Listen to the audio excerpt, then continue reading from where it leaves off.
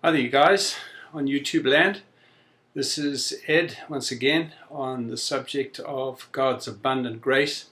You know the thing about Jesus when he left his disciples back in the day, he said to them, "It's to your advantage that I go." Now they'd experienced a wonderful time with him for 3.5 years approximately, and they must have shook their heads saying, how can it be to our advantage that you're going away? I mean, our lives were pretty ordinary until you came, and was totally revolutionized when you stepped into our world.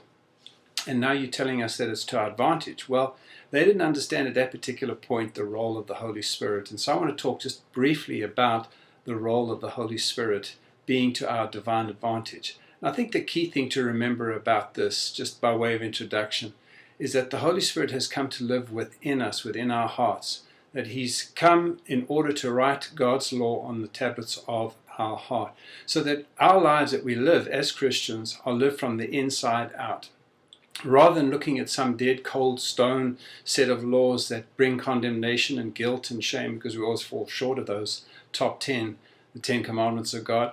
Rather than that, we now have the Holy Spirit, God himself, living on the inside of us, generating the necessary grace and the necessary power, strength, and ability, divine ability, to live out a life here on earth to his glory and enjoy the abundance that he's provided for us through the new covenant, the promises that he's made. So I think that's the key thing about the divine advantage, is that the Holy Spirit now indwells every single believer right deep down in the core of their being.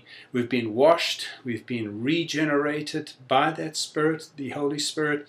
And so sin is no longer the issue. Relationship with God is what it's all about. Father, son or daughter relationship. As many as received him into their hearts, gave he the power or the authority to be called the sons of God. So we enjoy that fundamental need of mankind to belong to someone. And we belong to God. We're his children. Everything that he did in our lives is of him, had its source in him. It's through him by means of his process or power and what he did in the new birth.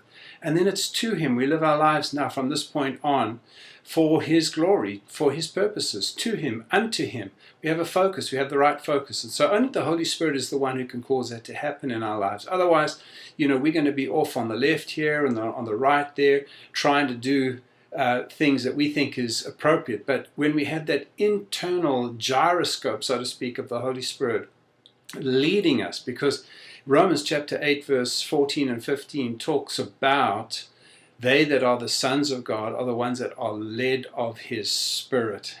And so it's very, very important to understand the key fundamental element of being led by the Spirit, the indwelling Holy Spirit, as our divine advantage that Jesus talked about back in John chapter 16 in the New Testament. So just a quick thought about that.